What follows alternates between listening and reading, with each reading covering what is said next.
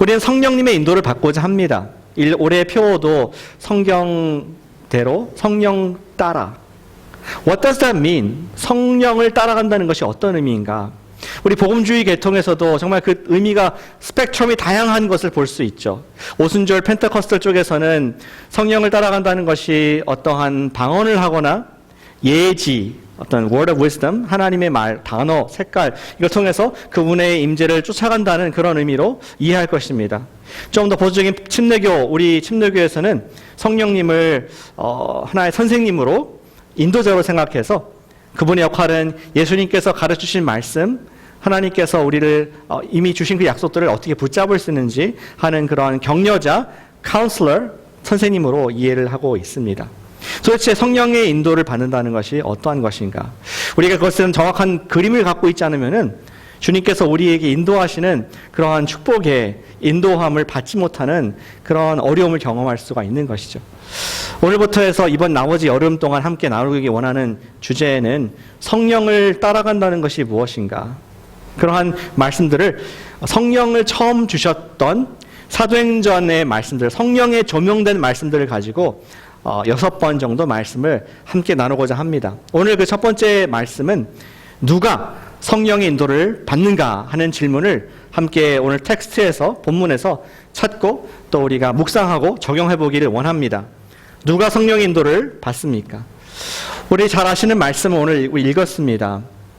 예수님께서 이제 지상의 사역을 다 완성하시고 부활하신 이후에 40일간 제자들과 시간을 보내셨죠. 그리고 드디어 정말 the final moment, 마지막 때에는 한 가지 명령하셨습니다. 아버지께서 보내실 그분을 기다리라. 예루살렘을 떠나지 말고 기도하라는 명령을 하시죠. 그들은 얼마나 기도해야 될지 몰랐지만 우리는 알고 있습니다. 열흘이 지난 뒤에 오순절이 되었을 때에 그들은 놀랍게 하나님께서 보내시는, 예수님께서 약속하신 그 성령님을 받게 됩니다. 120명의 예수님의 제자들이 함께 모여서 기도하는 그 순간, 마치 저기 루이지애나에 지금 허리케인이 올라오고 있는데 급하고 강한 바람이 어디선가 다가와서 그들 가운데 휩싸이게 됐습니다. 성령이 임한 것이었습니다.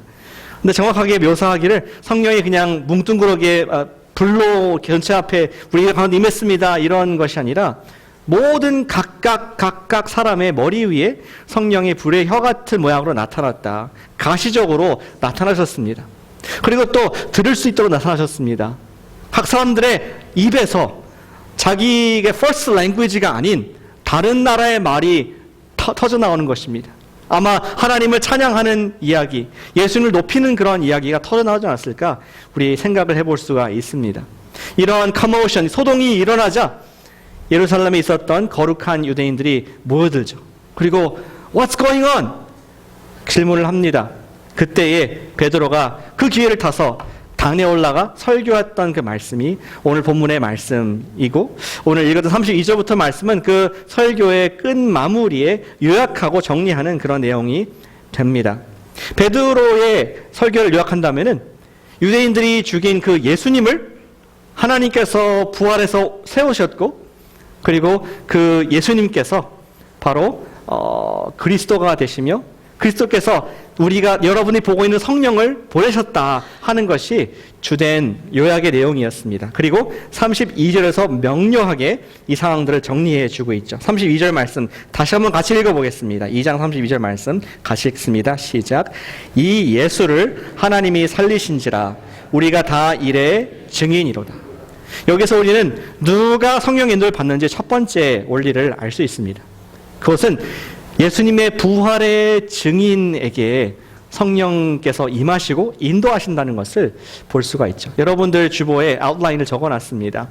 예수님의 부활의 증인, 우리가 다 증인이다. 성령을 받은 우리가 그 사람들에게 성령의 인도를 허락하신다는 것을 본문을 얘기해 주고 있습니다. 예수님의 부활의 증인이 되었다는 것은 무슨 뜻일까요? 우리 베드로 설교를 쭉 같이 들어보시면은 우리 읽었던 본문에 베드로는 옛날의 약속을 한 가지 상기시켜 줍니다. 시편 110편 1절 말씀을 인용을 하고 있지 않습니까?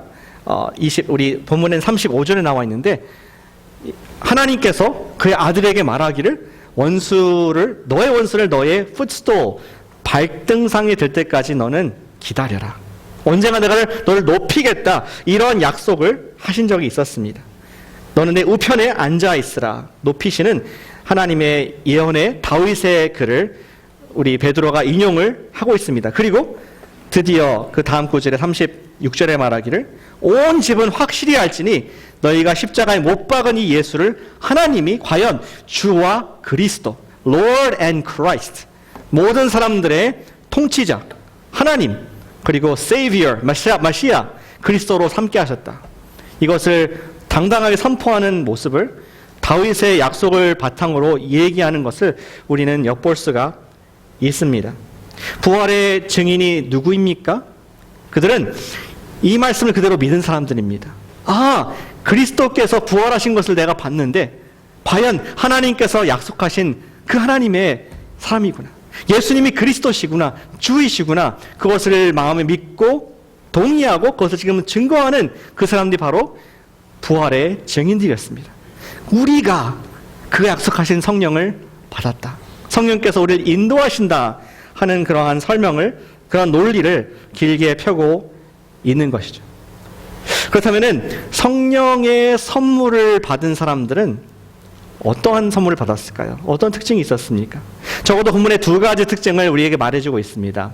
첫 번째 가장 현저한 특징은 바로 그들 가운데 방언이 터지고 supernatural, 초자연적인 이러한 음성이 나왔다는 것이 성령님의 선물이었습니다. 다른 나라의 방어로 말하는 것이었죠. 그러나 오늘 본문에 분명하진 않지만 앞으로 점점 선명해질 또 한 가지 성령의 선물은 무엇이냐면은 그들 가운데 분명한 예수 그리스도가 하나님의 아들이 그리스도시라는 확신이, 내적인 확신과 담대함이 성령께서 주시는 선물이었다는 것을 우리는 점점 선명하게 보게 될 것입니다. 얼마나 강한 확신이었는지 그들은 온갖 핍박과 또 조롱, 그리고 우리 유대인들의 탄압에도 불구하고 당당하게 예수님을 그리스도로 증거할 만큼 그런 내적인 확신이 아주 강한, 아주 흔들림이 없는 그러한 견고함을 우리는 계속 볼 수가 있습니다. 즉 스스로가 예수님의 사람으로 확증이 되도록, 예수님의 믿는 증인이 되도록 우리를 이끄시는 분이 성령님이시고, 그러한 확신을, 그러한 담대함을, 그러한 자신감을 주시는 분이 누구시다? 그 선물이 바로 성령이라는 것을 우리 본문에서 볼 수 있습니다. 베드로의 설교를 통해서 볼 수 있습니다. 그리고 좀 더 직접적으로 바울은 얘기했습니다. 로마서 8장 26절에 말하기를 이러한 구절이 있습니다. 이와 같이 성령도 우리의 연약함을 도우시나니. 연약하십니까, 여러분들? 연약하게 안 보이시는, 다들 당당하시고 석세스풀한 인생을 사시는 것처럼 보이지만 사실 우리는 아기 태어날 때부터 마지막 죽는 날 아침까지 우리는 다 두려움이 있습니다. 오늘 어떻게 될까? 내 앞에 정말 커리어가 괜찮을까? 우리 가족들이 안녕할까? 내 건강이 잘못되지 않을까? 재산을 잃어버리지 않을까? 내가 인생을 어떻게 살아야 될까? 우리는 두려움과 질문으로, 퀘스천 마크로 가득한 매일의 연약함이 있는 그런 삶입니다. 우리는 목자가 필요합니다. 근데 오늘 이 본문에 로마서 8장에 보니까 성령님께서 우리의 weakness, 연약함을 도우신다. 우리를 위해서 중보하시는 성령님의 역할을 말씀해주고 있습니다. 바로 그 성령님의 선물을 오늘 본문에서 사도행전 2장에서 발견하게 됩니다. 제자들은 너무나 연약한, 한때는 다 흩어졌던, 예수님이 십자가에 못 박히시자 다 도망갔고 시골 저 깊은 곳에 숨었던 제자들이었습니다. 그러나 성령의 선물을 받자 그 가운데는 목숨을 걸고도 내가 꼭 전파할 수밖에 없는 그런 강한 확신과 담당과 기쁨이 샘솟으면서 성령님의 능력을, 내적인 확신을 갖게 된 것이죠. 우리는 성령의 인도를 받는 증거로서 많은 경우에 통변을 하고 방언을 하고 미래의 어떤 말을 하는 것들을 생각을 합니다. 물론 그럴 수 있습니다. 성령님께서 여전히 오늘날도 선교지에서, 영적 전쟁이 심한 곳에서 우리에게 이러한 신비한 은사들을 통해서 격려를 하십니다. 그러나 더 많은 경우 사도행전도 그렇고 오늘날도 그렇고 성령의 역할은 우리가, 저와 여러분들이 예수님의 증인, 예수님을 그리스도로 믿는 믿음을 가지고 또 증거할 수 있도록 우리에게 그러한 정체성에 대한 확신을 주시는 것이 바로 성령님의 선물인 줄로 믿습니다. 마치 그런 거 아니겠습니까? 제가 한번 일전에 그런 말씀 드렸었습니다. 큰 수력발전소가 있습니다. 수력발전소에서 엄청난 양의 전기가 나와서 수십만이 되는 그런 도시를 다 불을 켤 수가 있고 에너지를 공급할 수가 있죠. 그런데 그 엄청난 수력발전에 힘이 되는 터빈을 뭐가 돌립니까? 거센 강물, 이 빠른 강물, white water rafting 할 수 있을 만큼 그런 빠른 유속의 강물로 돌아가는 것이 아니죠. 아무리 위에서 표면에서 거품이 일어나고 뭐 엄청난 많은 물이 흘러간다 할지라도 사실은 그것이 터빈을 돌리는 것이 아니라 강 저 밑에 저변에 보이지 않는 곳에 엄청난 힘의 빠른 그리고 묵직한 그러한 물이 흘러가면서 4개, 6개의 터빈들을 또 엄청나게 돌리고 그것이 전기로 바뀌는, 우리가 쓰는 전기로 되는 것을 우리는 알고 있습니다. 성령님의 역사는 우리가 말로 우리 방언을 하고 통변하고 힐링한 역사도 있지만 더 큰 우리 성령님의 역사는 우리 가운데 내적 확신, 내 목숨을 내놓고도 예수님은 여전히 그리스도이십니다. 예수님은 살아계십니다. 지금 나 인생에 통치하십니다. 그러한 내적 확신과 증거를 주시는 분이 바로 성령님의 선물인 줄로 믿습니다. 지난주에 우리 선교 갔다 왔죠? 근데 우리 선교 가는 분들 중에 처음 가는 분들이 더러 계셨습니다. 저는 너무나 그분들이 자랑스러웠습니다. 걱정스럽기도 하고 자랑스럽기도 했습니다. 어떤 분들은 처음 간증을 해봤을 것입니다. 처음 다른 나라 말로 특성을 한 분도 있었을 것입니다. 많이 안 해봤지만 공중 기도도 해보게 되었습니다. 또 처음 나의 입술로 예수님을 전도하는 그런 것도 감당을 하셨습니다. 그리고 그렇게 하기 위해서 약간 제가 부담을 드렸어요. 근데 놀라운 것은 그렇게 격려를 했을 때 아무도 back off 못하겠습니다 안 하고 너무 잘하시더라고요. 안 시켜줬으면 큰일 날 뻔할 만큼 정말 모두 사역을 다 완수를 하신 그 모습 보면서 저 에너지가 어디서 나올까? 저러한 확신과 담담이 어디서 나왔을까? 전 성령님의 각 분들을 만지신 It's not me, it's not them. 성령님께서 일하시는 것을 보고 참 감사하고 찬양을 돌리는 시간을 가졌음을 기억을 합니다. 여기 계신 분들은 아실 거예요. 갔다 오신 분들은 아실 겁니다. 우리 안에게 성령님께서 우리가 예수님의 일을 하며 예수님을 높일 때에 성령님이 기뻐하십니다. 성령님이 예수의 영이시거든요. 예수님 말씀을 생각나게 하시는 분이시거든요. 우리에게 능력을 주시며 우리에게 선물을 주시는 그 성령님을 찬양합니다. 누가 성령 인도를 받습니까? 다시 말씀드리지만 예수 부활의 증인된 우리에게 성령의 인도를 허락하신 줄로 믿으시길 축복합니다. 증인들은 주로 입을 사용하죠. 저는 한 가지 권면과 또 작은 적용을 드리기 원하는 것은 저와 여러분들의 입술이 구원받기를 원합니다. 예수님의 부활의 증인으로서. 정말 예수님께서 지금 살아계시고 날 다스린다고 믿는다면 우리 입술이 그것을 간증하고 그것을 드러내기를 원합니다. 일주일 살다 보면 오늘은 안 그러시겠지만 이제 목요일 정도 되면 힘들어요. 죽겠다. 힘들다. 정말 언제 이 삶에서 벗어날까? 스트레스풀하고 그럴 때 원망과 불평이 아니라 어쩌면 우리가 예수님을 인정한다면 주님께 살아계십니다. 주님께서 함께 하십니다. 선포하시기를 축복합니다. 어려움이 있을 때 He will make a way. 예수님이 목자 되시기 때문에 길을 만드실 겁니다. 믿음으로 선포하는 것이 우리 증인된 삶인 줄로 믿습니다. 또 어떠한 일이 잘 됐을 때에는 그냥 뭐 원래 그런 거야. 이번에 잘 됐고 못 됐도 있고 그게 아니라 주님께서 일하셨습니다. 주님 땡큐. 주님을 찬양합니다. 그러한 증언, 그러한 증인의 입술의 구원을 받는 우리 모두 되기를 축복합니다. 예수님을 주님으로 의지하는 증인의 입술을 가질 때 우리는 성령께서 주시는 담대함과 확신과 흔들리지 않는 그런 의지를 그때만 가질 수가 있습니다.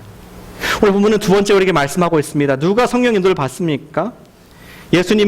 부활하신 예수님을 증인 있는 사람에게 성령님께서 인도를 하십니다. 두 번째, 회개하는 자가 성령의 인도를 받습니다. 같이 한번 해주시면 감사하겠습니다. 회개하는 자가 성령의 인도를 받는다. 여러분들 주보의 아웃라인은 제가 성령 충만한 자가 받는다고 했는데, 성령 충만보다 더 구체적으로 나가면 우리 회개하는 자가 성령 인도를 받는다 하는 것이 더 좋을 것 같습니다. 37절 이하의 말씀에 보시면은 드디어 이 베드로 설교를 들은 사람들의 마음이 요동치기 시작했습니다. 떨렸습니다. 그들에게는 거룩한 갈증이 생겼습니다. 소금을 탁 치면은 갑자기 수분이 필요하듯이 절여지고 또 굉장히 좀 답답함이 있고 갈급함이 있듯이 지금 하나님의 진리의 사실이 선포될 때 예수님께서 하나님의 아들이시라는, 그리고 유대인들이 그를 죽였다는 그 사실이 선포됐을 때에 갑자기 소금과 같이 그들 마음에는 간절함 그리고 갈급함, 갈증이 생기게 되었습니다. 적어도 두 가지 갈증이 있었던 것 같습니다. 한 가지는 마음에 깊이 찔렸습니다. 우리가 그분을 몰라봤구나. 우리가 그 예수님을 또 하나의 이단, 잘못된 스승으로 생각했지만 하나님께서 부활시키신 거 보니까 그분이야말로 그 약속된 다윗 때부터 약속된 그리스도가 맞구나 하면서 마음에 깊은 찔림이 있었습니다. 그래서 37절에 말하기를 마음에 찔려, 영어로는 cut to the heart, 심장이 잘라지는 것 같은, 베인 같은 그러한 깊은 영적 갈증이 생기게 되었죠. 그리고 두 번째 갈증은 이것이었습니다. 그들도 jealous, 성령을 받기를 원했습니다. 과연 다윗 때부터 약속하신 성령을 예수님을 통해서 보내주신 것이 사실이라면은 I want that too. 나도 베드로, 나도 이 사도들, 여기 있는 120명이 갖고 있는 그 확신과 능력과 하나님의 영 함께 하신 것을 I want that too. 나도 함께 누리고 싶다 하는 그런 깊은 성령에 대한, 성령의 인도에 대한 영적 갈증이 이분들 마음속에 생겼던 것 같습니다. 그래서 그들은 불타는 퀘스천, 불로 뜨거운 질문을 하나 하죠. Brothers, what shall we do? 형제야, 우리가 어찌할꼬? 어떻게 하면은 당신이 받은 그 성령 인도를 우리도 받고 누릴 수 있습니까? 이런 질문을 하자 베드로가 아주 명쾌하게 그 답을 주고 있습니다. 38절 말씀을 같이 한번 읽어보겠습니다. 2장 38절 말씀 나와 있죠. 시작. 베드로가 이르되 너희가 회개하여 각각 예수 그리스도의 이름으로 침례를 받고 죄사함을 받으라. 그리하면 성령의 선물을 받으리니. 긴 문장이지만 성령의 선물을 받기 위해서는 회개하라. 그리고 중간에 있는 내용은 회개가 무슨 뜻인가를 설명하는 것입니다. 회개하는데 어떻게 하는가? 각각 예수 그리스도의 이름으로 침례를 받고 죄사함을 받으라. 내가 주인되고 내가 하나님 놀이를 한, 하나님 playing God 한 그런 인생을 turn around, 바꾸고 회개하고 돌이키고 죄의 용서를 받아서 그럴 때 성령님께서 성령의 선물을 주실 것이다. 이러한 강력한 말씀을 베드로가 하고 있는 것입니다. 그렇게 한 사람만이, 죄사함을 받은 깨끗한 사람만이 성령을 받을 수가 있고 성령의 선물을 받을 수 있다라고 말을 하는 것이죠. 근데 왜 회개하는 사람에게 성령의 선물을 주실까? 왜 회개하는 자에게만 성령의 선물을 주실까요? 사실은 성령의 선물은 우리 모든 인류, 모든 사람들에게 주어지는 것입니다.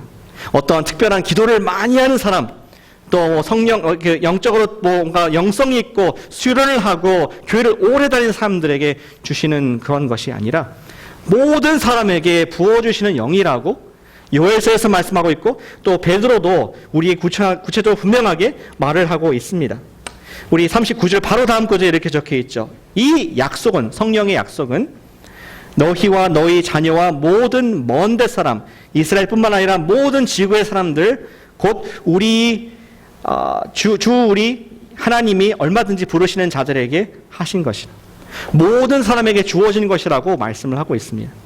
성령은 그렇게 생각이 들더라고요. 조금 잘못된 맞지 않은 비유긴 하지만 쉽게 생각하기 위해서 수도꼭지에 틀어놓은 물과 같이 막 흘러나오는, 하늘에서 아버지께서 계속 물을 틀어놓고 우리의 모든 사람에게 마음껏 주시는, 보내주시는 하나님의 영으로 생각됩니다. 그래서 우리가 누구든지 그 영을 받고 누구든지 인도를 받을 수가 있습니다. 근데 받지 못하는 사람이 있습니다. 그것은 하나님은 주시지만 받지 않는 사람들이죠. 물이 떨어지는데 우리가 손바닥을 열고 그분의 물을 받을 때 우리가 내 것이 될 수 있지만 어떤 사람들은 이렇게 손등을 갖다 대고 여전히 하나님께 submit, 그분께 다 내어드리고 그분이 나의 주님이십니다. 그리스도께서 나의 부활하신 하나님이다 인정하고 그런 삶이 아니라 내가 쥐고 있는 것이 있고 내가 하나님이고 내가 하나님 놀이를 하고 있는 그런 부분들이 있을 때 비록 성령님께서는 계속 우리에게 함께하길 원하시고 우리를 인도하기 원하시는 하나님의 영이시지만 우리를 인도할 수 없는 그분의 충만함을 경험할 수 없는 우리의 모습을 생각해 볼 수가 있다는 것이죠. 우리가 어떻게 이 성령님의 인도를 받을 수 있습니까? 손을 돌려서 열 때 우리가 손등이 아니라 손을 열어서 손바닥으로 그 위로 하나님을 향해서 우리 손을 열 때에 우리는 그 하나님의 인도를 받을 수가, 성령 인도를 받을 수가 있다는 것이죠. 하나님의 은혜를 향해 손등을 댔다는 것은 다시 말씀드리지만 그리스도가 주가 아니신 거죠. 내가 주인 그런 삶, 그런 인생을 고집하는 사람은 내가 모든 것을 책임져야 되고 내가 나를 위해 사는 것이고 죽는 것도 나의 갈 길로 어두운 곳으로 갈 수밖에 없다는 것입니다.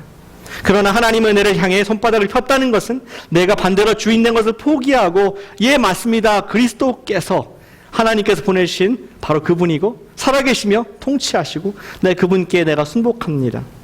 그러한 활짝 연 마음을 말하는 것입니다. 베드로가 이 설교를 하자 과연 많은 사람들, 거의 모든 사람들이 성령을 받았습니다.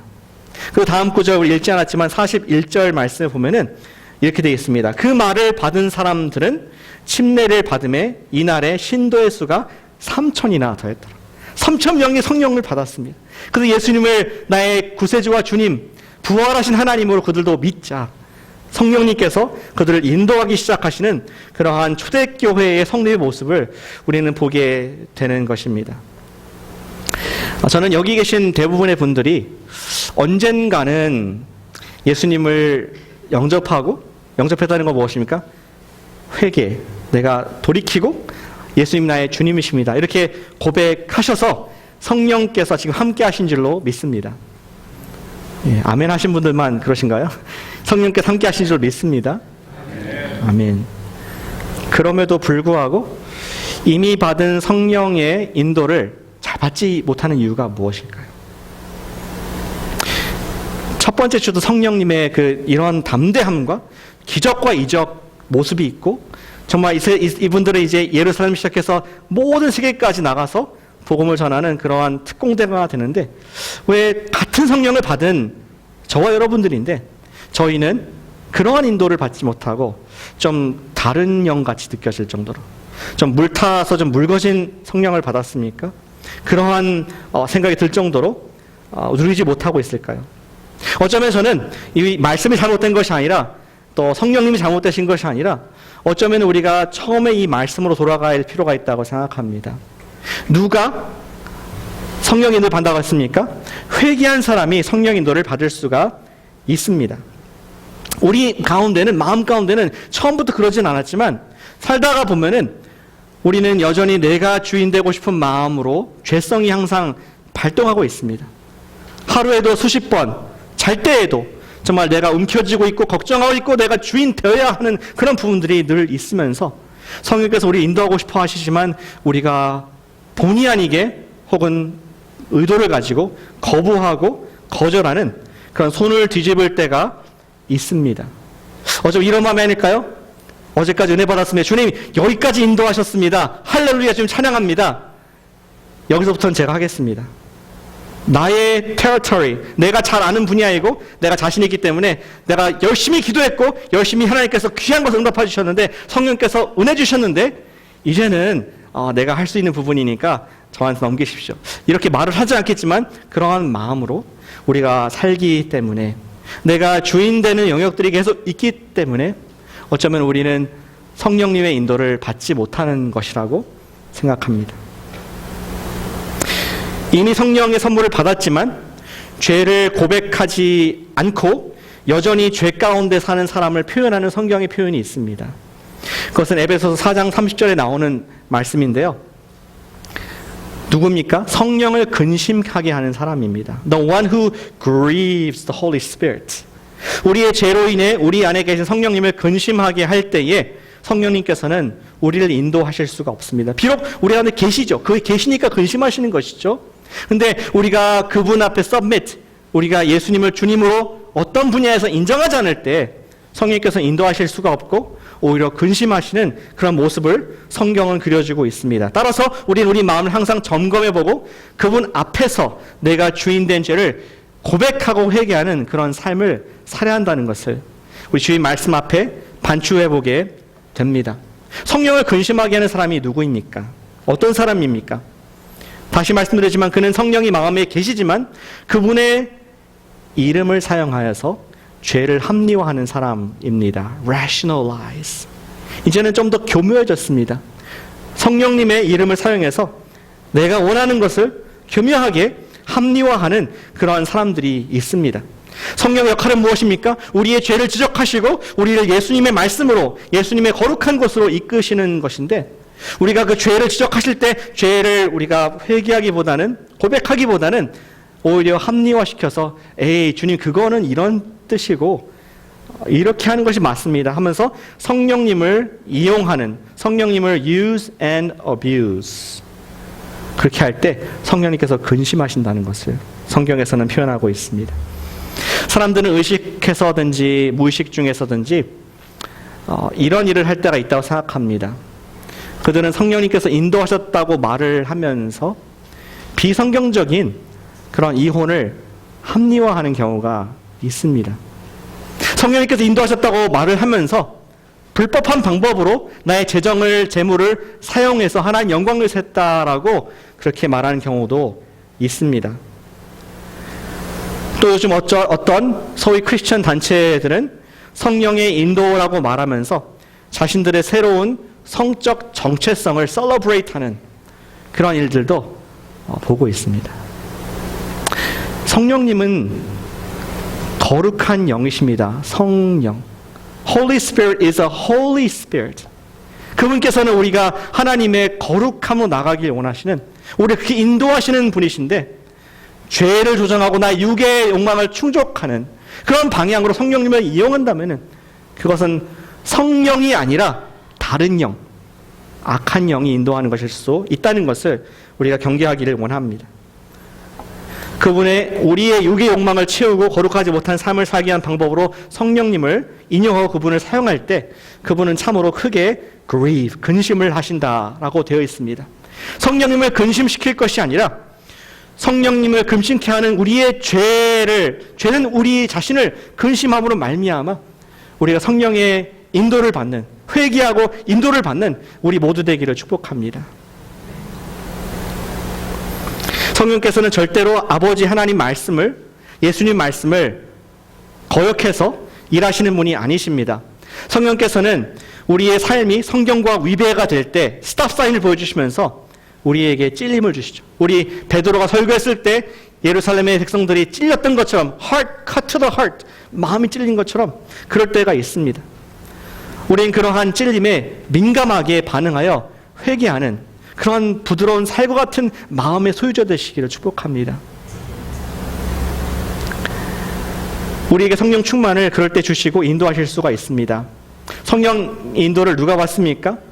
그는 매일 죄를, 우리가 매일 주인 되고자 하기 때문에 매일 죄를 고백하는 우리가 성령 인도를 받게 될 줄로 믿으시기를 바랍니다.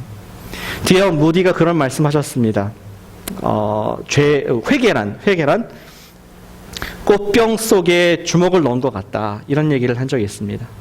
무슨 얘기냐? 어떤 아이가 자기의 그 손이 꽃병 속에 지금 안 빠지는 겁니다. 그래서 부모가 난리가 났습니다.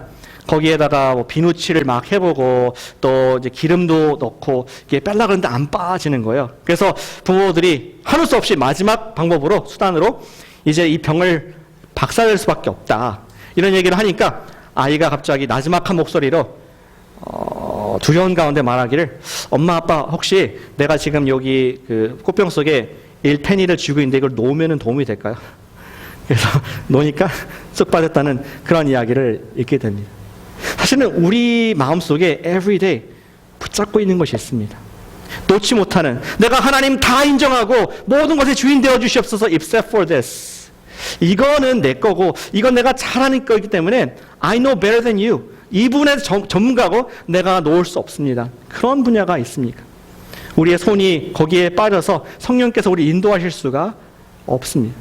저는 이번 주에 정말 선교 갔다 와서 쉬면서 한 가지 회개를 했습니다. 아까 잠깐 말씀드렸지만 그런 마음이 있었던 것 같아요. 선교 가운데는 정말 성령 충만하고 주님께서 우리를 사용하셨고 다 하나님께서 하셨습니다. 영광 할렐루야 이렇게 돌렸는데 여기 오니까 마음이 바뀌더라고요. 주님 너무나 감사합니다. I'll take it from here. 여기는 이제 내 교회고 내 성도님들이고 내가 잘 아는 여태까지 6년 7년 했던 사역이기 때문에 이제는 내가 할 수 있다. 이런 마음이 있으면서 선교지에서 나를 이끌어 성령께서 나를 지금 인도하지 못하고 계시구나. 나의 마음 때문에 내가 잡고 있는 내가 주인된 마음 때문에 주님께서 당신이 하고자 하는 것들을 내가 막고 있구나. 그것을 보여주시면서 제가 회개하는 시간을 갖게 되었습니다. 사랑하는 여러분, 우리가 매일 죄를 고백함으로 말미암아 성령과 나 사이에 아무것도 막힘이 없는 그분께서 인도하시는 그러한 인도의 축복을 누리는 주인공 되시기를 축복합니다. 그를 통해서 우리가 사도행전 시대 때 나타나는 성령님의 인도, 성령 충만, 우리에게 계획하신 모든 하늘나라의 일들이 이루어지는 복된 여러분들, 우리 교회 되시기를 축복합니다. 기도하겠습니다.